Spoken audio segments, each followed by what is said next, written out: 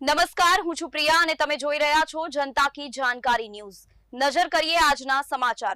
ડીસા નગરપાલિકા વિસ્તારના લાખો નાગરિકો માટે સ્વચ્છ અને પૂરતું પીવાનું પાણી પૂરું પાડવાના મહત્વાકાંક્ષી લક્ષ્ય સાથે ડીસા પાણી પુરવઠા યોજના અમૃત 2.0 અંતર્ગત સંપ, એમએસડીઆઈ પાઇપલાઇન, પંપ રૂમ અને પમ્પિંગ મશીનરીની કામગીરીનું હરખભેર ભૂમિપૂજન સંપન્ન થયું છે।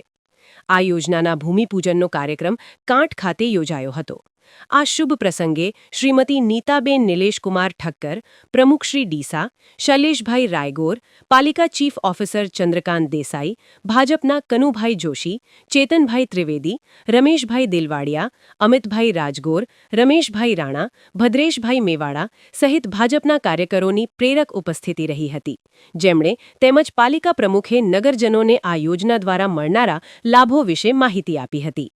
આ ઉપરાંત સ્થાનિક અગ્રણીઓ, નગરપાલિકાના સદસ્યો, અધિકારીઓ અને મોટી સંખ્યામાં નગરજનો પણ આ ઐતિહાસિક ક્ષણના સાક્ષી બન્યા હતા। ભૂમિપૂજન બાદ પોતાના સંબોધનમાં પાલિકા પ્રમુખ નીતાબેન ઠક્કરે જણાવ્યું હતું કે વડાપ્રધાન નરેન્દ્રભાઈ મોદીના સ્વપ્નરૂપ અમૃત 2.0 યોજના હેઠળ ડીસા શહેરને હવે આગામી સમયમાં મા નર્મદાનું પવિત્ર પીવાનું પાણી પ્રાપ્ત થશે।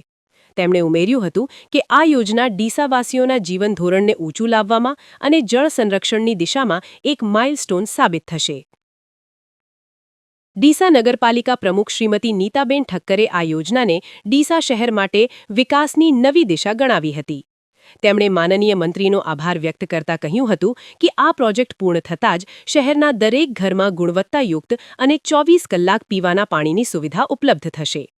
ઉલ્લેખનીય છે કે પાણી પુરવઠા યોજના અમૃત 2.0ની મુખ્ય કામગીરી અંતર્ગત water treatment plant, pipeline network, અત્યાધુનિક પંપ રૂમ અને પમ્પિંગ મશીનરીની સ્થાપના થનાર છે, તેમજ આ યોજનાના નિર્માણ કાર્યમાં ગુણવત્તા અને સમયબદ્ધતા જળવાય તે માટે નગરપાલિકા પ્રતિબદ્ધ છે અને ટૂંક સમયમાં જ નગરજનોને નર્મદાના નીરનો લાભ મળતો થશે।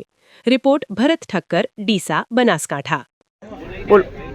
પાણી પુરવઠા યોજના આધારિત ડીસા નગરને મળનારમાં નર્મદાના પીવાના શુદ્ધ પાણી માટેના વોટર ટ્રીટમેન્ટ પ્લાન્ટનું આજ રોજ ભૂમિપૂજન કરવામાં આવ્યું છે।